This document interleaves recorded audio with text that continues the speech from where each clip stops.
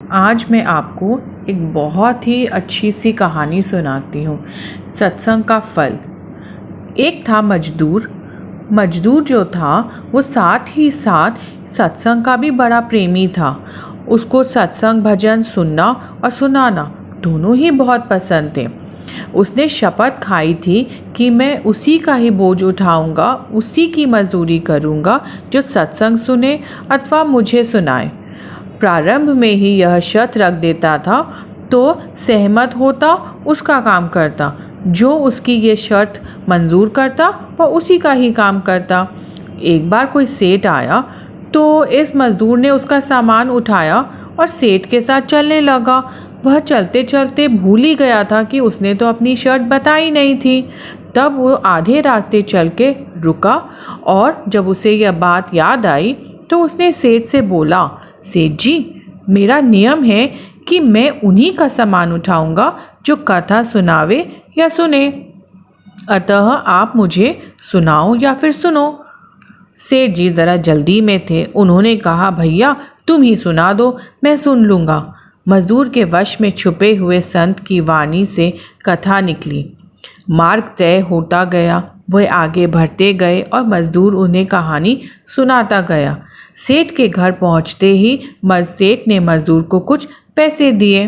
क्यों सेठ जी, सत्संग याद रहा?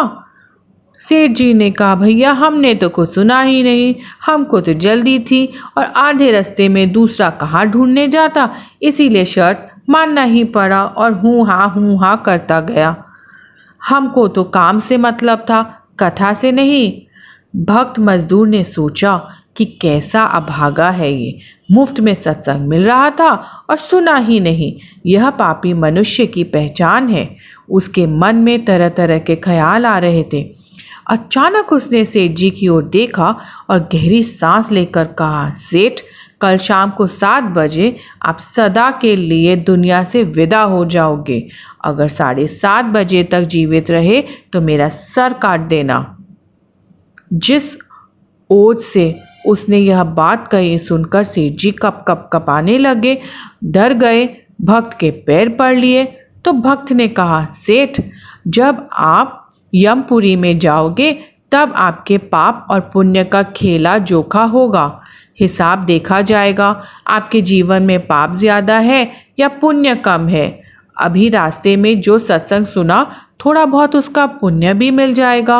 आपसे पूछा जाएगा कि कौन सा फल पहले भोगना है, पाप का या पुण्य का, तो यमराज के आगे स्वीकार कर लेना कि पाप का फल भोगने को तो मैं तैयार हूँ, पर पुण्य का फल भोगना नहीं है, देखना है। पुण्य का फल भोगने की इच्छा मत रखना। मरकर सेठ पहुँचे यमपुरी में।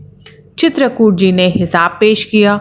यमराज के पूछने पर सेठ ने कहा, मैं पुण्य का फल भोगना नहीं चाहता और पाप का फल भोगने से इनकार नहीं करता हूँ। कृपा करके बताइए कि सत्संग के पुण्य का फल क्या होता है, मैं वह देखना चाहता हूँ।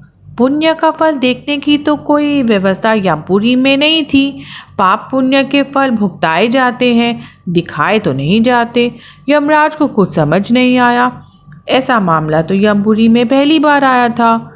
यमराज उसे ले गए धर्मराज के पास। धर्मराज की उलझन में पड़ गए। चित्रकूट, यमराज और धर्मराज तीनों सेठ को लेकर गए सृष्टि के आदि परमेश्वर भगवान के पास। धर्मराज ने पूरा वर्णन किया।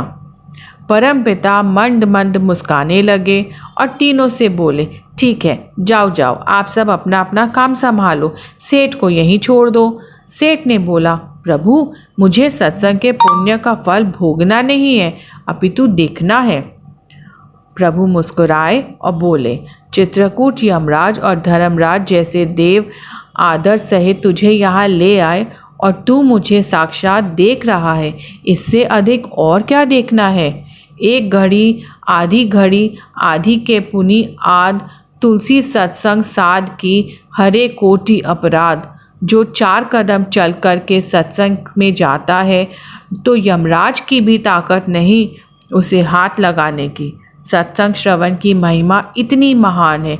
सत्संग सुनने से पाप ताप कम हो जाते हैं।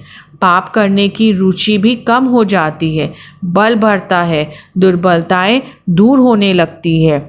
इस कहानी से हमें यह शिक्षा मिलती है कि हमें ईश्वर का नाम स्मरण हमेशा करना चाहिए। अपने रोज़मर्रा की ज़िंदगी में यह एक अपने आप में ही एक आदत होनी चाहिए कि हम सुबह या शाम को भगवान नाम का स्मरण करें।